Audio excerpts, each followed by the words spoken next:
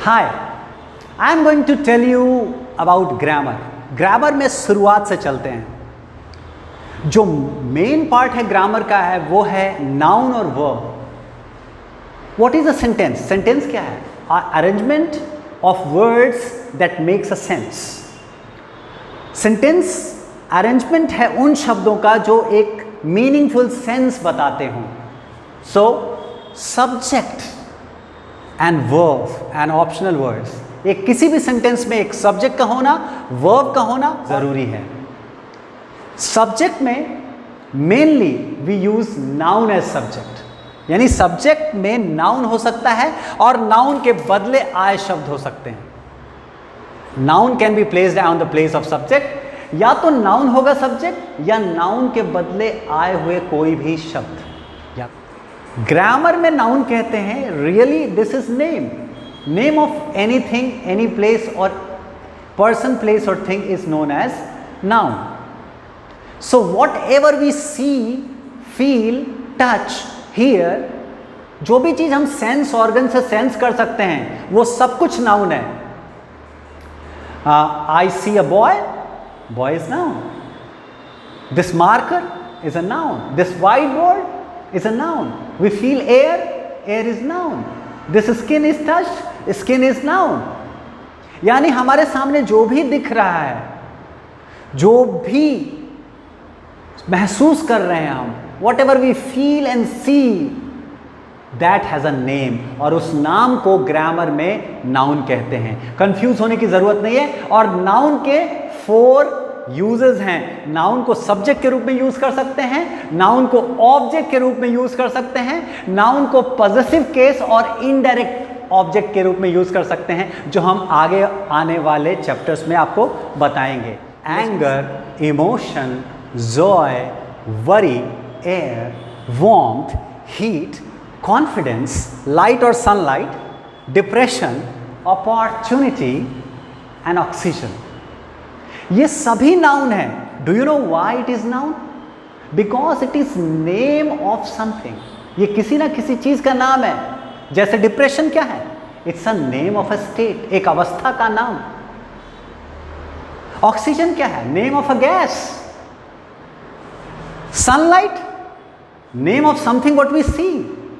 और लाइट और वार्मथ और heat, name of something what we feel, जो चीज हम महसूस करते हैं उसका नाम।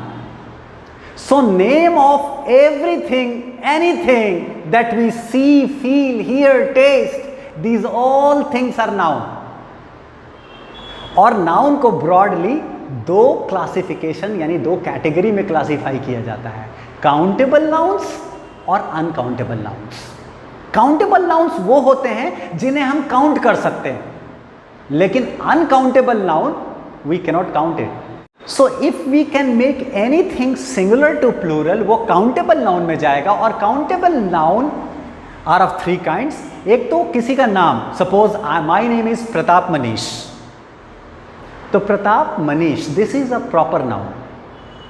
Delhi, Delhi is a proper noun, name of a place. India, proper noun. And common noun को हम collect भी कर सकते हैं, जैसे boy, a group of boys, collective noun. Key, keys, key singular noun, common noun, and keys, that is plural, common noun, and collective noun, a bunch of keys. Here are some questions from students. The major question is worry को कभी कभी हम लोग बोलते हैं there are number of worries, we get number of opportunities in life. तो कुछ abstract noun ऐसे होते हैं जिनको हम बार बार यूज करने से उसको प्लूरल कर देते हैं। So these are also treated as common noun. तो जिसका भी हम सिंगुलर और प्लूरल कर सकते हो उसे बेसिकली कॉमन नाउन में डालते हैं। तो ये कॉमन नाउन में ही जाएगा, worry and worries. Although this is abstract, abstract चीज है चिंता, उसको हम लोग we cannot see, we can feel. जो भी चीज़ हम महसूस कर सकते हैं वो सारे कुछ एब्स्ट्रैक्ट होते हैं, इसलिए वो एब्स्ट्रैक्ट नाउन ही कहलाएंगे। लेकिन यदि वो सिंगुलर प्लूरल हो सकता है so that becomes countable noun. So opportunities, एक अपॉर्चुनिटी, एक ही मौका नहीं मिलता आपको, कई मौके मिलते हैं, अपॉर्चुनिटीज। सो ये this is also a countable noun. लेकिन राइस मटेरियल नाउन है और अनकाउंटेबल है, इसको राइसेस नहीं बोलते हैं, वाटर को वाटर्स नहीं बोलते हैं। तो जो भी सिंगुलर और प्लूरल ना हो वो अनकाउंटेबल नाउन होगा, और जो भी सिंगुलर और प्लूरल हो सकते हैं वो काउंटेबल नाउन और वो कॉमन नाउन होंगे, because only common noun can have singular and plural. Now point to be noted, जो गौर करने वाली बात यह है कि जब भी हम सिंगुलर काउंटेबल नाउन का इस्तेमाल करेंगे, यूज करेंगे, we must use an article before it. ध्यान दें, जब भी आप किसी नाउन का सेंटेंस में यूज करेंगे तो उसके पहले आर्टिकल होना चाहिए, यदि वो सिंगुलर कॉमन नाउन है। जैसे एन अपॉर्चुनिटी बोलते हैं, क्यों एन अपॉर्चुनिटी बोलते हैं? क्योंकि वो काउंटेबल नाउन है। हर एक सिंगुलर काउंटेबल नाउन के आगे आर्टिकल होना जरूरी है, और यदि आप आर्टिकल नहीं लगाते हैं so that is a mistake, common error. ज्यादातर एग्जामिनेशंस में यदि इन सारे काउंटेबल सिंगुलर नाउन के पहले आर्टिकल मिस हो, ए एन ना हो, द ना लगा हुआ हो, so they are errors and you must count them in the common errors.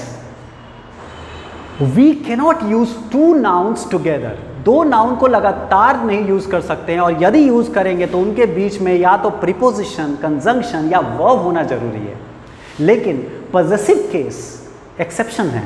Possessive case noun के बाद आप सब्जेक्ट लगा सकते हैं या ऑब्जेक्ट लगा सकते हैं, या फिर पेयर ऑफ नाउन साथ में आ सकते हैं। जैसे कि माई फादर्स नेम, यहां पर नेम भी नाउन है, फादर भी नाउन है, लेकिन किसका नाम है?